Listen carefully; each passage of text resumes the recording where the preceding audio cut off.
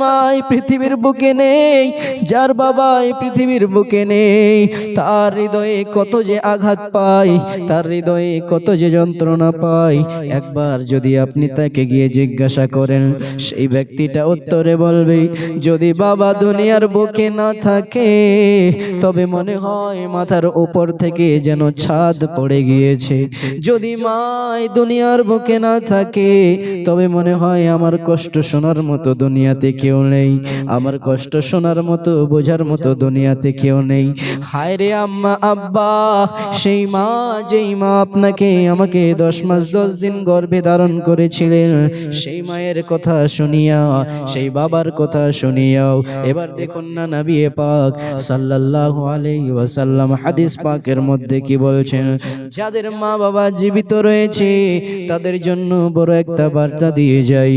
দেখুন বনি ইসরাইলের কালের একটা ঘটনা আপনাদেরকে বলি। নবী পাক সাল্লাল্লাহু তাআলা আলাইহি ওয়াসাল্লাম হাদিস পাকের মধ্যে বর্ণনা করেছেন যে একদা তিনজন ব্যক্তি যেন এক সফরে রওনা দিয়েছে, তিনজন ব্যক্তি এক সফরে একসঙ্গে রওনা দিয়েছে। তাদের জন্য এমন সময় চলে আসলো যে অন্ধকার হয়ে গিয়েছে। তারা যেন কি করলো, তারা আশ্রয় নেওয়ার জন্য, রাত কাটানোর জন্য একটা পাহাড়ের গুফার ভিতরে প্রবেশ করেছে। যখন পাহাড়ের গুফার ভিতরে প্রবেশ করেছে তারা ঘুমিয়ে পড়েছে। তারা যেন সকালবেলা যখন উঠলো, ওঠার পরে দেখতেছে কি পাহাড়ের উপর থেকে একটা যেন ছোট্ট পাহাড়ের টুকরা তারা যে গুফার ভিতরে প্রবেশ করেছিল সেই গুফার মুখটা যেন বন্ধ করে দিয়েছে। উপর থেকে পাহাড়ের টুকরা এসে মুখটা বন্ধ হয়ে গিয়েছে। এবার তারা যেন নিজে নিজে চিন্তা করতে লাগলো যে হয়তো এখন আমাদের আর কোনো উপায় নাই, আমরা হয়তো আর বাঁচতে পারবো না। তারা তো তিনজন ছিল, নিজের হাত দিয়ে শক্তি লাগিয়েছে কিন্তু সেই পাহাড়ের টুকরা সরাতে পারে না। আল্লাহু আকবার কাবীরা। তাদের মধ্য থেকে একজন ব্যক্তি যেন বলতে লাগলো, ও ভাইরা চলো চলো আমরা একটু আল্লাহ তাবারক ওয়া তাআলার কাছে দোয়া করি। এমন দোয়া চাই গো, এমন দোয়া চাই যে আমরা জীবনের মধ্যে যতটুকুই ভালো কাজ করেছি সেই ভালো কাজের ওয়াসিলা বানিয়ে আল্লাহর কাছে দোয়া চাই। যদি আল্লাহ তাআলা চান তবে আমাদের এই মুসিবত থেকে আমাদেরকে আল্লাহ বাঁচিয়ে নেবেন। যখন এই কথা বলেছেন তাদের মধ্য থেকে একজন ব্যক্তি যেন দাঁড়িয়ে আল্লাহ তাবারক ওয়া তাআলার কাছে দোয়া চাইতে লাগলো, ওগো আল্লাহ, ওগো রহমান, ওগো রহিম, ওগো করিম, মাবুদ গো, আমার এক চাচার মেয়ে ছিল আল্লাহ, আমি বড় ধনী ব্যক্তি ছিলাম আল্লাহ, আমার চাচার মেয়ে বড় গরিব ছিল, বড় দুঃখিনী ছিল আল্লাহ। একদা এমন সময় চলে আসলো আর আমি যেন আমার চাচার মেয়েকে বড় পছন্দ করতাম, কিন্তু আমি আমার চাচার মেয়েকে কোন রকমে স্পষ্ট ভাবে বলতে পারতাম না, আর আমার চাচার মেয়ে আমাকে পছন্দ করতো না। ওগো আল্লাহ, এমত সময় চলে আসলো যে সেই মেয়ে যেন বড় কষ্টে পৌঁছে গিয়েছে, তার যেন চারদিকের অবস্থা খারাপ হয়ে গিয়েছে। সেই মেয়ের কাছে যেন খাওয়ার জন্য কোনো খাবার নেই, তার কাছে সুন্দর করে কাপড় ক্রয় করার জন্য টাকা পয়সা নেই। এক কথায় টাকা পয়সার যখন শর্ট চলে এসেছে সেই সময় সেই মেয়ে অর্থাৎ আমার চাচার মেয়ে আমার কাছে এসে আমার কাছে সাহায্য চেয়েছিল। আল্লাহ আমাকে বলেছিল, ভাই আমাকে কিছু সাহায্য করো, আমাকে কিছু টাকা ধার দিয়ে দাও। আল্লাহ আমার চাচার মেয়ে যখন চেয়েছিল আমি তো আগে থেকে তাকে পছন্দ করতাম আল্লাহ, কিন্তু আমি সেই সময় টাকা দেওয়ার বিনিময়ে কিছু তার কাছে চেয়ে নিয়েছিলাম। আমি বলেছিলাম, বোন রে, যদি তুই তোকে নিজে আমার হাওয়ালা করে দিস তবে আমি তোকে টাকা দিয়ে দেব। আমার বোনের কাছে অন্য কোনো রাস্তা ছিল না। আল্লাহ আমার বোন যেন মজবুর হয়ে আমাকে বলে দিয়েছিল, ভাই ঠিক আছে আমি তোমার কাবুতে চলে আসব, আমি আমাকে নিজেকে তোমার হাওয়ালাই করে দেব, ভাই তুমি আমাকে টাকা দিয়ে দাও। এবার টাকা দেওয়ার পরে আল্লাহ আমি যেন আমার চাচার বোনের সঙ্গে একলা একটা ঘরের ভেতরে গিয়েছিলাম। আল্লাহ সেই জায়গায় যাওয়ার পরে যেই সময় আমি আমার সেই চাচাজাত বোনের সঙ্গে জেনা করার জন্য প্রস্তুত হয়ে গিয়েছিলাম।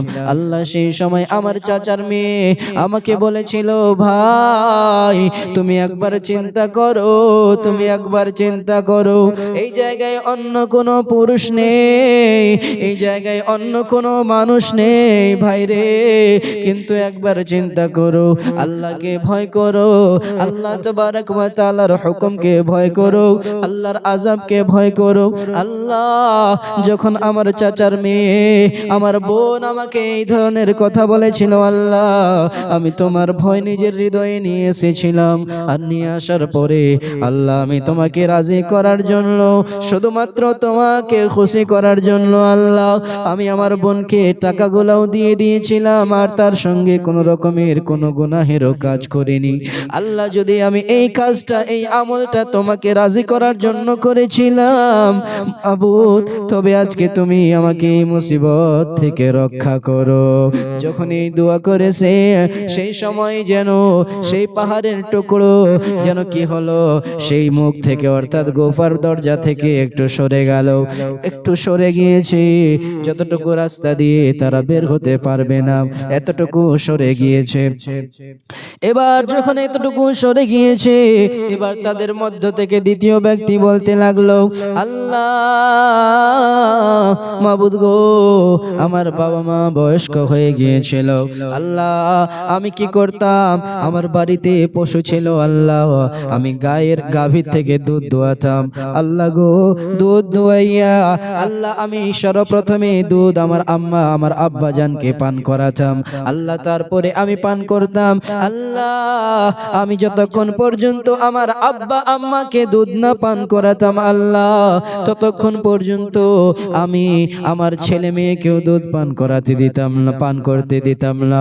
আল্লাহ একদা এমন ঘটনা ঘটেছিল, আমি যেন জঙ্গলে লকড়ি কাটার জন্য, খড়ি কাটার জন্য আমি দূরে চলে গিয়েছিলাম, আল্লাহ আসার পথে যেন দেরি হয়ে গিয়েছিল মাবুদ, কিন্তু আসার পরে যখন আমি পৌঁছে গিয়েছিলাম আল্লাহ আমি দেখলাম আমার আব্বা আম্মা যেন ঘুমিয়ে পড়েছে, আল্লাহ আমি সেই গাভীর থেকে দুধ দুইয়ে নিয়ে আমার হাতে করে পেয়ালা নিয়ে দাঁড়িয়েছিলাম, আল্লাহ আমার বাচ্চারা আমার পায়ে পড়ে কান্না করছিল, আল্লাহ আমি আমার আব্বা আম্মাকে যতক্ষণ পর্যন্ত দুধ না পান করিয়ে দেই ততক্ষণ পর্যন্ত আমি আমার বাচ্চাদেরকেও দুধ পান করতে দেই নেই।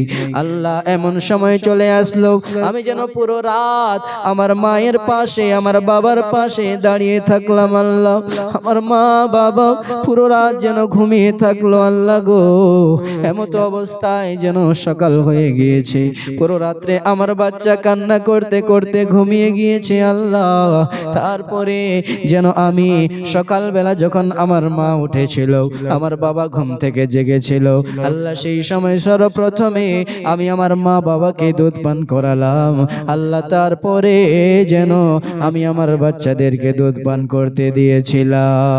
আল্লাহ এই কাজটা যদি আমি তোমাকে শুধু রাজি করার জন্য করেছি গো মাবুদ, তবে আমাদেরকে এই মুসিবত থেকে তুমি রক্ষা করো।